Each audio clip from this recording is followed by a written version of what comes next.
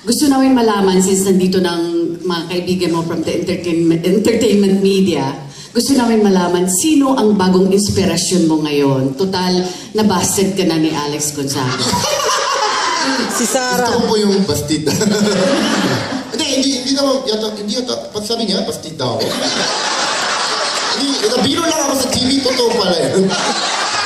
Hindi na ako bastid kasi hindi naman ako talaga sobrang totong ligawan eh. Pero etusera siya ha, sabi niya ano. Hindi kasi si Alex, alam mo si Alex kasi, hindi naman ako talaga tanga eh. Kung hindi niya ako paasa, hindi naman, may asa siya sa akin, may asa ako. Siyempre ako din, may naramdaman ako, may feeling din siya. Siyempre ako din, tao din ako. Di ba may feeling tayo? Di ba lahat naman kayo may jowa?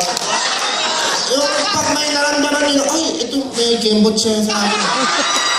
Eh, nila mo, di ba? Hindi naman, kung alam ko lang, sobrang ayaw niya sa akin, hindi ko na siya pansinin, di ba?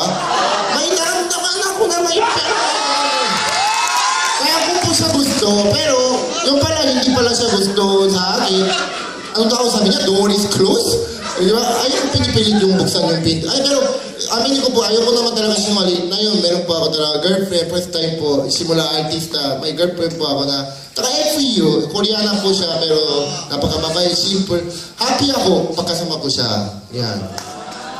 Alright, thank you so much, Ryan, for being honest. Yes, thank you.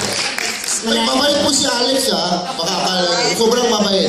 Dahil sa kanya, pumunta ako si Barat, pero yung biro niya, kasi ayaw ko yung mga biro niya eh. Kasi pangit ako eh. Pero sabi niya, Ryan, pangit ka. Ay, nasaktan ako kasi totoo eh. Diba? Tsaka ang ganda siya. Kung pangit siya, sabi sa akin pangit, okay lang. Maganda siya, sabi sa akin pangit.